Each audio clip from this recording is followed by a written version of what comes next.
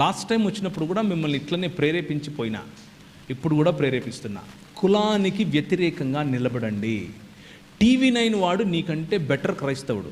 ఒకవేళ మీరు కులాన్ని పాటిస్తూ ఉంటే వాడేమంటాడంటే, కులము అడిగేవాడు అడ్డగాడిదా అని వేస్తాడు. టీవీలో వేస్తాడా? ఇడా కనీసం వాడికున్న బుద్ధి కూడా మీకు లేదంటే ఇక మీ కర్మ, దానికి నేనేం చేయలేను. మళ్ళీ మీరు నేను పరలోకం పోవాలా అంటే దానికి కులం ఎత్తుకున్నవాడు పరలోకం కాదు కదా, ఏ లోకానికి పోడు, ఈ లోకంలోనూ వాడు బతకలేడు సరిగ్గా. ఎందుకంటే ఆ కులం పూసుకున్నాడు, ఆ కంపు వాడికి వస్తూ ఉంటుంది, అయినా వాడు దాన్ని సొగసు అనుకుంటాడు. కులము అడగద్దు, కులము చెప్పొద్దు, కులంలో బతకద్దు, కులంలో పెళ్ళిళ్ళు చేసుకోవద్దు. కులము అన్నది కొట్టేసి మిగిలిన అన్ని ప్రాతిపదికలు చూడండి.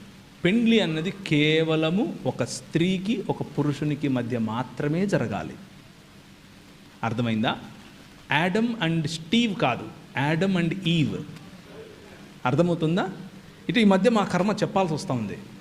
ఎందుకంటే మన సుప్రీంకోర్టు వాళ్ళు చెప్పారు అలాగేం లేదండి, పురుషులు పెండ్లిళ్ళు చేసుకోవచ్చండి.